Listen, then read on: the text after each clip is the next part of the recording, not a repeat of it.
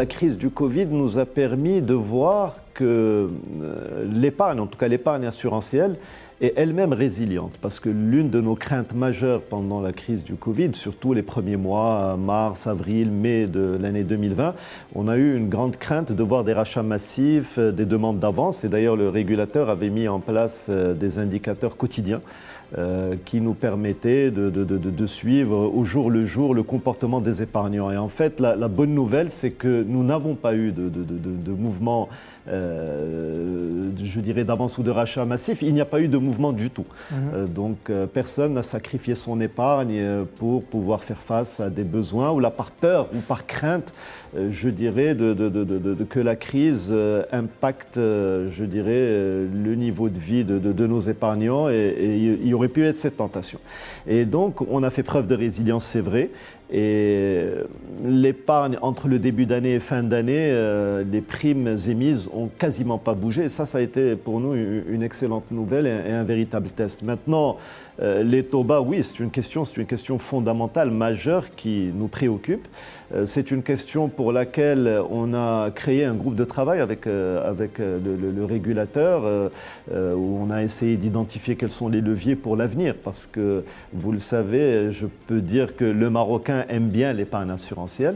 Et ça, on l'a vu, il y a un formidable levier qu'est la banque assurance. Donc, avec nos cousins banquiers, on a mis en place une mécanique qui a permis en 10 ans, tenez-vous bien, en 10 ans, les primes en assurance vie sont passées de 6,6 milliards de dirhams à 20 milliards, ce qui est extraordinaire. L'assurance vie représente 45% des primes émises du secteur. Elle en représentait 30% en 2010, donc 45%, loin devant l'assurance automobile. C'est la première branche de l'assurance au Maroc. C'est vraiment, je dirais, une certaine maturité pour un pays quand on se compare à l'Afrique, au monde arabe. Ça n'existe nulle part en Afrique et dans le monde arabe des pays qui sont arrivés à je dirais, à ce pourcentage de l'assurance vie au niveau des primes émises de manière globale. Et maintenant, la crainte, c'est que la machine s'enraye parce que les taux baissent et baissent de manière importante. Alors aujourd'hui, les taux sont encore servis par les entreprises d'assurance, sont encore relativement confortables. Pourquoi? Parce qu'il y a des stocks sous gestion anciens, donc il y a des anciennes maturités d'investissement qui remontent en arrière, qui permettent encore aux entreprises d'assurance de rémunérer l'épargne à 3,5%, allez, en fonction des acteurs, entre 3,5% et 4%, tout dépend de la compagnie d'assurance auprès de laquelle vous pouvez être assuré, mais les taux, on s'y attend, vont baisser. Alors maintenant, il est entendu qu'il y a des leviers, fort heureusement. L'un des leviers majeurs, c'est d'abord investir un peu plus dans la bourse de Casablanca, parce qu'il faut savoir que les investissements sont essentiellement des investissements dans des produits de taux. Pourquoi? Parce que vous avez un engagement de rémunérer une épargne. Vous savez, l'épargne dans l'assurance ne peut jamais être inférieure à votre mise. Vous ne pouvez jamais vous retrouver en négatif, contrairement à un investissement, par exemple, dans un OPCVM ou un investissement directement sur le marché action. Vous achetez une action à 100, demain, elle peut en valoir 50. Mais quand vous mettez 100 dans un contrat d'épargne, les 100 ne peuvent jamais devenir 99. Les 100 ne peuvent que devenir 101, 102, 110. Et donc ça, c'est une contrainte très forte sur les entreprises d'assurance. Et donc partant de là, elles investissent beaucoup plus sur des produits de taux qui vont assurer un rendement à long terme, un rendement certain. Donc en général, quand vous investissez dans des obligations, c'est pour les détenir jusqu'à leur terme. Mais il faut quand même avoir une poche action qui doit aller grandissant pour permettre d'aller capter quand même de la rentabilité. Et vous ressentez ce transfert vers l'approche action? Alors il y a une façon de le faire, je dirais, en allant vers une nouvelle nature de produits qu'on appelle les contrats en unité de compte. C'est quoi un contrat en unité de compte? C'est que l'épargne de l'assuré est investie dans des supports qui sont en général des OPCVM. Et donc soit vous choisissez le support pour vos assurés, ou bien vous pouvez même donner la liberté à vos assurés de choisir les supports sur lesquels ils vont investir. Donc vous allez par exemple investir votre épargne sur des supports actions, des supports obligataires ou X% en actions, Y% en obligations. Alors sur ce type de contrat, vous supportez le risque en tant qu'assuré. Là, on rentre dans une nouvelle philosophie, c'est-à-dire vous prenez le risque que votre épargne se retrouve à un niveau inférieur à votre mise de départ. En fait, ça revient exactement à aller investir directement dans un OPCVM, mais vous allez investir chez une entreprise d'assurance. Pourquoi? Parce que l'investissement est à long terme, parce qu'il y a un cadre fiscal attrayant et parce que l'assureur sait in fine, à l'échéance, il sait servir des rentes et vous accompagner pour vos vieux jours avec, je dirais, des contrats qui sont quand même enrichis par certaines garanties complémentaires en assurance décès, en garantie plancher, etc., qui font une différenciation dans l'investissement. Enfin, je ne suis pas en train de dire qu'il vaut mieux venir chez nous plutôt que d'aller chez vous, quoique... Quoique, il y a l'avantage fiscal aujourd'hui qui... De toute façon, vous vous retrouvez toujours parce qu'en fait, on passe par des sociétés... Les OPCVM retombent toujours sur leurs pattes. Et ils retombent toujours sur leurs pattes. Et donc voilà, donc ça c'est un premier levier de diriger une partie de l'épargne. C'est 1,5 milliard de dirhams qui ont été drainés en 2020 sur ce type de contrat, c'est pas mal. C'est un bon démarrage pour les contrats en unité de compte. Deuxième levier, c'est de permettre aux assureurs, je sais que c'est un sujet qui peut fâcher aujourd'hui, mais en tout cas il faut l'adresser dans les années à venir, permettre aux assureurs d'être plus dynamiques dans leurs investissements à l'étranger.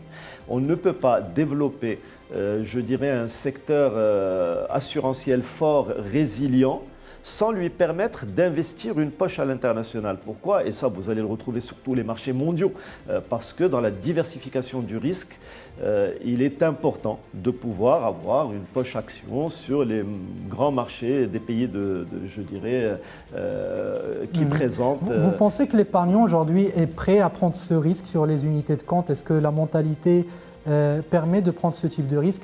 Ils ont eu l'habitude depuis des années, les épargnants, à investir dans des contrats en dirhams, pas de risque, vous l'avez expliqué tout à l'heure. Aujourd'hui, avec les unités de compte, est-ce que vous pensez que les épargnants sont prêts à le faire? Oui, alors de plus en plus, preuve en est, comme je vous disais, il y a 1,5 milliard de primes qui ont été mobilisées pendant la crise du Covid sur ce type de contrat.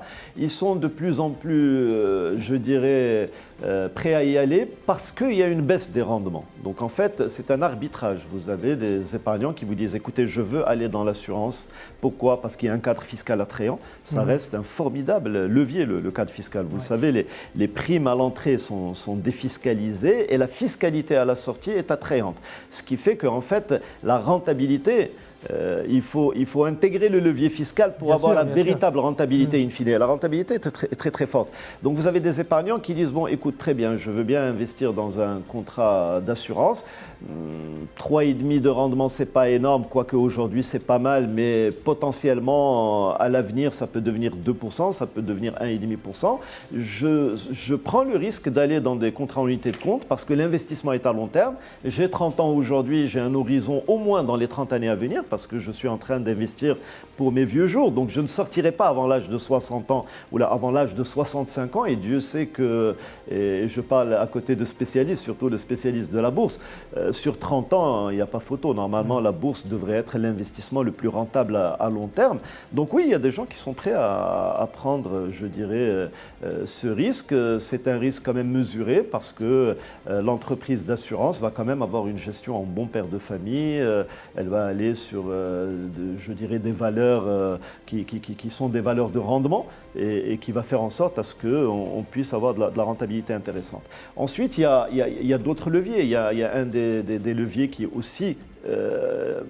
on est en phase de démarrage des OPCI, mais la poche OPCI est limitée pour les assureurs. Aujourd'hui, la poche est limitée, je pense, à 10%.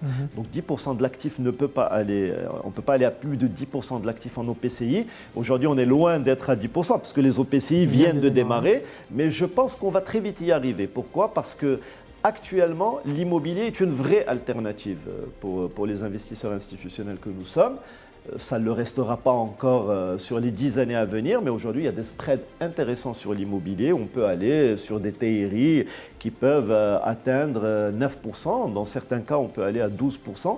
Je dirais on serait allé dans une moyenne, on serait entre 7 et 9% aujourd'hui. Donc, c'est un investissement qui est extrêmement intéressant. Les OPCI arrivent avec un cadre fiscal extrêmement attrayant pour les investisseurs et on va très vite arriver aux 10%, je pense, dans les années à venir. Là aussi, le régulateur devrait, à mon sens, jouer sur ce levier et nous permettre d'aller un peu plus... Quand vous parlez du régulateur, vous parlez de l'ACAPS, l'autorité de contrôle des assurances. Bien entendu du ministère des Finances, parce que bon, l'ACAPS, c'est une autorité indépendante, mais quand on parle d'investissement, je parlais d'investir à l'étranger, diriger l'épargne vers certains secteurs particuliers, le ministère des Finances est bien entendu dans la boucle et il s'agit de politique publique, donc de dire oui, on veut que les assureurs accompagnent le développement de l'immobilier au Maroc, qu'ils soient plus actifs sur tel type d'investissement. Par exemple, clairement, l'autorité ne peut pas elle seule dire ok, je vais vous autoriser à investir 50% de vos actifs à l'étranger.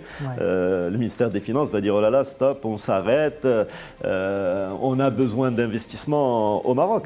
Mais par exemple, aujourd'hui, vous avez sur certains pays, peut-être 1, 2, 3 pays arabes ou 2, 3 pays africains sur lesquels investir sur la dette public peut permettre d'aller chercher des spreads intéressants sur des investissements qui ne sont pas très risqués. Investir par exemple sur de la dette privée en Europe, vous pouvez avoir du très bon papier avec des spreads quand même importants. Donc il est important, et même pour l'écosystème financier marocain, il est important pour nous, les OPCVM savent faire parce qu'ils ont une poche étrangère, ils l'ont activée, ils commencent à avoir une vraie expertise d'un certain nombre de marchés internationaux. Il est important pour nous, assureurs, qu'on commence à avoir cette expertise, qu'on sache comment intervenir sur les grandes bourses internationales, bien sûr avec beaucoup de, je dirais, beaucoup de parcimonie en faisant attention.